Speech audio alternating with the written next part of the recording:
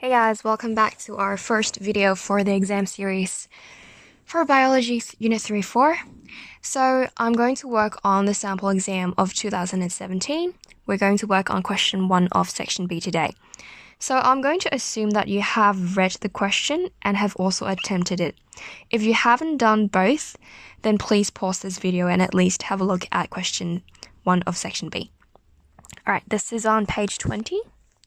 As you can see on the top. Alright, so let's go into the question. The first thing I do when I see a question that is so long is to definitely underline keywords because you sort of get lost as you read through the information that's in the question. First up, we have cellular respiration, sucrose solution, oxygen ethanol, room temperature of 22 degrees Celsius, and these I would think are the main keywords. Of course, different people have different keywords, but that's totally okay, as long as you grasp the main concepts of this question, which is definitely cellular respiration. So once you see this word, you already should have keywords in your mind, like mitochondria, carbon dioxide, ethanol, fermentation, anaerobic, aerobic respiration. To be able to do this, you need to be really familiar with what's on your study design. So I would really advise you to go back to your study design and read through what topics are tested on your examination. After cellular respiration, what I would do personally is to label the different variables given in this question, because there are so many pieces of information that you kind of get lost towards the end of the question. And this is what I would do. I would label sucrose solution as the controlled variable.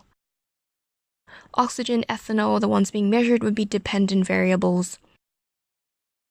22 degrees Celsius would be a controlled variable as well. So this makes me really alert and really aware of what's in the question. This is a very typical experimental type question. Experimental type questions usually give you a scenario and then ask you to explain what sort of variables are involved in this experiment, and also would also expect you to be able to explain the biological concepts that back up this experiment. Alright, on to question A. Why was it important that air could not enter the container? So again, I am underlining or highlighting my keywords here. This question addresses control measures used in experiments. So this is what I would say. Preventing oxygen inflow into the container ensures that the oxygen level measured across groups are not falsely increased by inflow of atmospheric air. There are different ways to phrase this particular answer, and there's no one way to do it. However, it's really important to identify keywords here. The keywords in this particular answer would be preventing oxygen inflow. So oxygen is definitely something you really should talk about, as well as how oxygen level actually is truly reflective of the true results.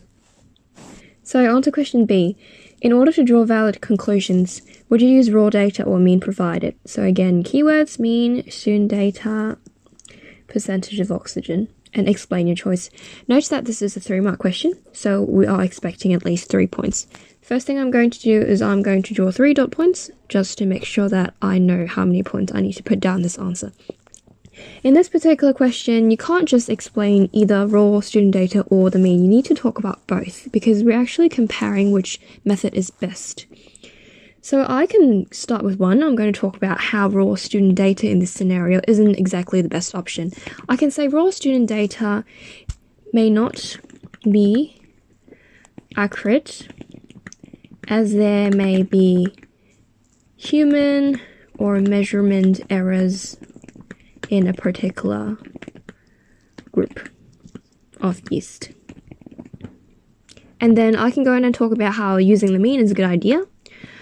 On the other hand, using a mean value, accounts for natural variation of rate of cellular respiration across yeast groups, because we know that not all yeasts actually operate at the same rate of cellular respiration, so it's important to pick up this point. And you can also say, and offsets errors in individual groups measured. Alright. And then finally, you can give a comparison, you can give your statement, you can talk about which one is best. So I'm going to say, using the mean is preferred over raw student data as it ensures higher experimental validity. Okay, so this is what I would say. Again, this is not the one way to talk about mean and student data. It's really up to you how you present your ideas, but it's really important to be able to compare the two groups and also give your general statement. Okay. C, right? What factor other than the levels of oxygen in ethanol could be measured to monitor the progress of cellular respiration? So again, I'm underlining my keywords.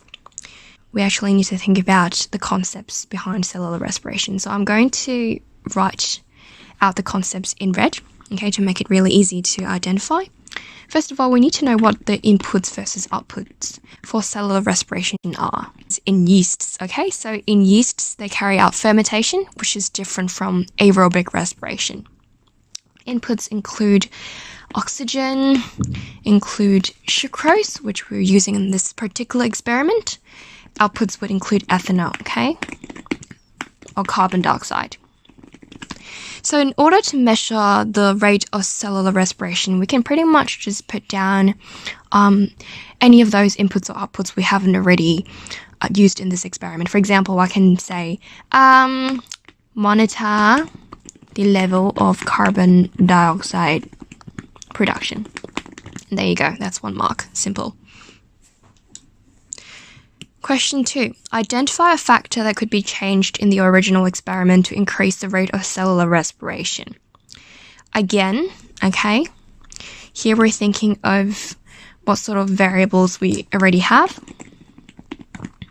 Okay, so we have 22 degrees Celsius as our control. We have 0.1 mole of sucrose. So with this question, we think about what the limiting factors of cellular respiration are. If you would remember, it could be going back to our lessons from term 1, you should be able to remember that this includes temperature, includes substrate, which is sucrose used in this scenario, could be our other substrate, which is oxygen. So pick and choose any of these factors. I'll pick, say, sucrose concentration. Okay, could be increased. So the main point here is concentration and increased, okay? Please don't just write sucrose. It doesn't tell me anything, okay? The real important word here is concentration. You're telling me that we're changing the concentration of a substrate. So really, please put this particular word in and make your answer really specific.